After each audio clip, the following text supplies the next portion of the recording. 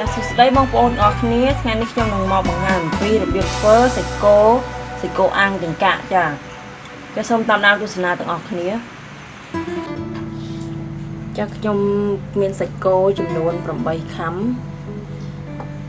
ចាសាច់គោនេះខ្ញុំយកចប់ខ្លាញ់ព្រោះកាលណាយើងធ្វើសាច់គោអាំងទាំងកាក់ហ្នឹងគឺត្រូវមានចប់ខ្លាញ់ហើយទៅវាឆ្ងាញ់ចាបន្ទាប់មកខ្ញុំមានគ្រឿងមានរីកុលក្រៃស្លឹកក្រូចហើយរំដេងល្មៀតខ្ទឹមសទុកសម្រាប់បុកចូលគ្នាហើយប្រឡាក់ជាមួយនឹងសាច់គោនេះម្ទេសក្រៀមម្ទេសក្រហមម្ទេសផ្លោកហ្នឹងវាត្រាំទឹកហើយច្រាំវាឲ្យម៉ត់ហើយទុកបុកជាមួយគ្រឿងដើម្បីឲ្យមានពណ៌ក្រហមព្រោះថាខ្ញុំធ្វើនេះខ្ញុំអត់ដាក់លាក់ទេខ្ញុំដាក់ម្ទេសនេះដើម្បីវាក្រហមជាលក្ខណៈធម្មជាតិរ៉ូឌីសាសូរ៉ូឌីអានេះអំបិលស្ករហើយប្រេងខ្យងហើយនឹងប្រេងឆាចាប្រេងឆានេះទុកដាក់ដើម្បីឲ្យទន់សាច់ចាបើខ្លាញ់ណាមើលទៅវាក្រាស់ពេកខ្ញុំជាចេញខ្លះព្រោះក្រាស់ពេកវាតលន់ចាចំពោះសាច់គោយើងត្រូវហាន់បដ ாய் សាច់ដើម្បីកុំឲ្យវាស្វិត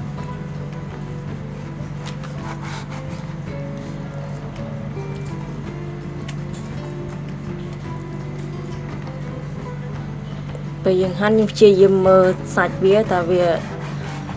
រសៃវាទៅខាងណា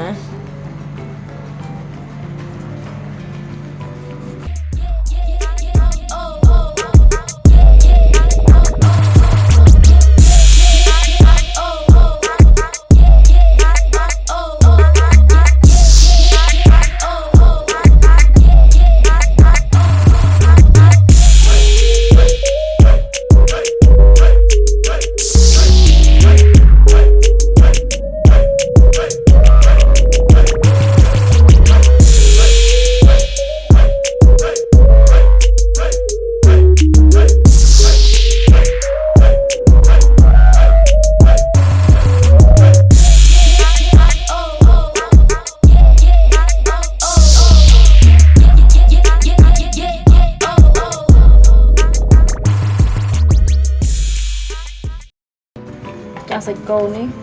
ហាន់រួចហើយទុកវាម្លាយសិនហើយខ្ញុំធ្វើការបុកគ្រឿង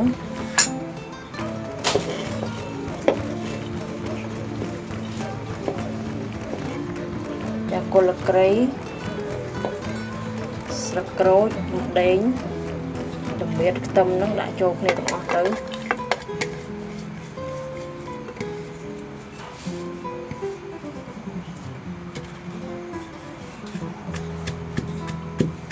ធ្វើការបុកវាចាដើម្បីឆាប់ម៉ត់យើងខ្ញុំដាក់អំបិលចូលបន្តិច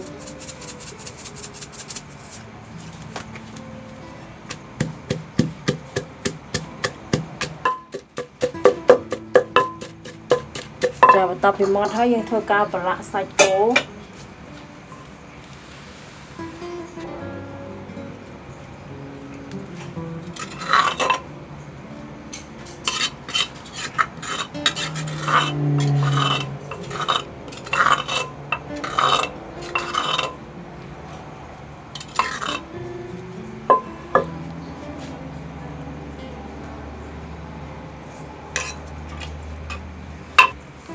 ចាស្ករ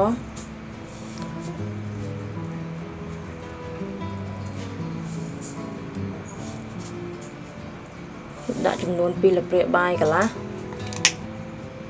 ចានេះម្សៅស៊ុបមាន់នេះម្សៅស៊ុបជ្រូកចាជ្រូកក៏បានមាន់ក៏បានហើយយើងដាក់ចំនួន2 ស្លាបព្រាបាយ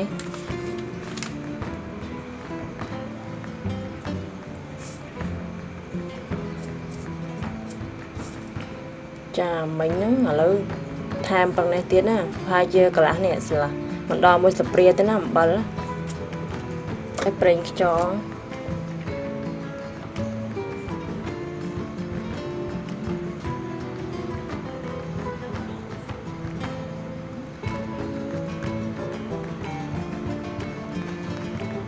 ចាប់ប្រេងខ្យង3ស្លាបព្រាមកប្រេងឆា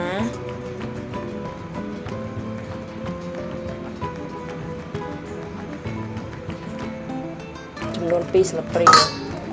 ហើយយើងច្របល់ចូលគ្នាជាមួយសាច់ទៅ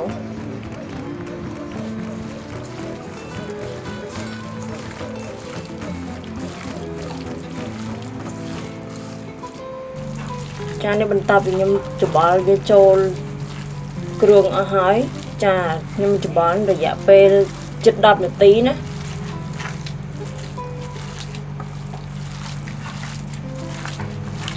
ចាបន្ទាប់មកខ្ញុំប្រឡាក់វាទុកចំនួន2ម៉ោង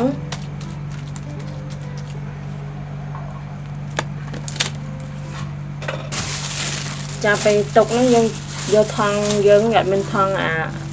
ផ្លាស្ទិកនេះយើងយកអាថង់ដៃយើងនេះក៏បានដែរណាច្រកវាហើយយកដាក់ចូលទូទឹកកកតែយ៉ាងតិច2ម៉ោងណាបើសិនជាមានពេលវេលាច្រើនយើងអាចទុកវាចោលមួយយប់ក៏បានដែរហើយស្អែកឡើងយើងដោតវាទៅបានដូចគ្នាចាឥឡូវនេះខ្ញុំយកវាទៅដាក់ចូលក្នុងទូទឹកកកសិនតបមកខ្ញុំដោតចង្កាក់ឲ្យអាំងឲ្យបងប្អូនមើលទាំងអស់គ្នាចានេះបន្ទាប់ពីខ្ញុំបន្លែណាយកមកដាក់ខ្លះសេនៅអាកន្លែងទូត្រជាក់កន្លែងកកលើគេណាចាទុកចោលចំនួន2ម៉ោងហើយចាំយកមកដោតចង្កាក់សាច់គោ2ម៉ោងហើយណាឥឡូវខ្ញុំយកចេញមកដើម្បីដោតចង្កាក់អាំងវាចាចំពោះឈើចង្កាក់នេះយើងត្រូវត្រាំទឹកវាសិនដើម្បីកុំឲ្យវាឆេះ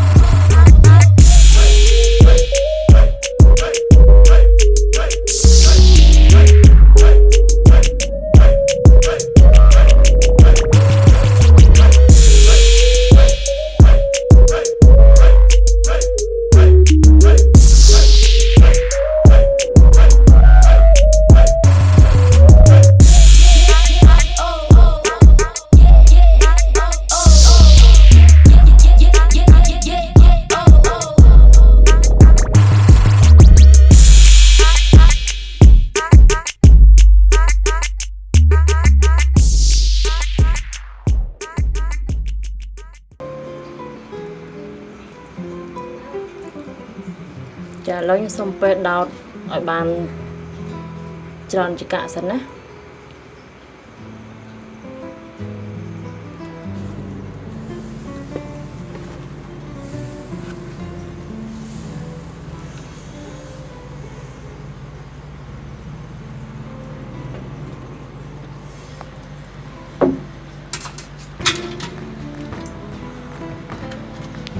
cho nó bé ăn nó xa mơ với nó bị giặt khòi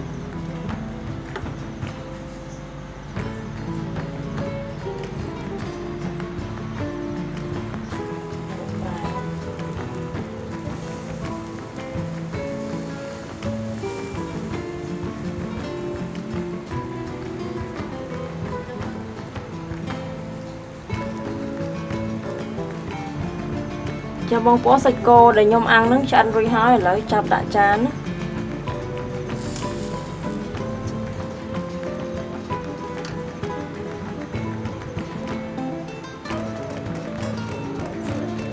cha này đi rồi hói cha chùm này anh chuột ní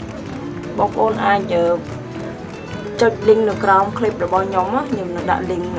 để biết thôi chuột nó bông ôn ai cho mở bán àចាសូមអរគុណបងប្អូនទាំងអស់គ្នាដែលតាមដានវីដេអូរបស់នាងខ្ញុំហើយជួយចុច Subscribe ដើម្បីទទួលបានវីដេអូថ្មីៗចាឥឡូវខ្ញុំសូមភ្លក់មើលថាវា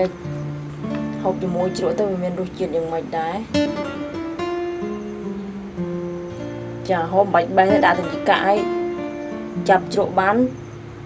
ហូបម្ដងទៅ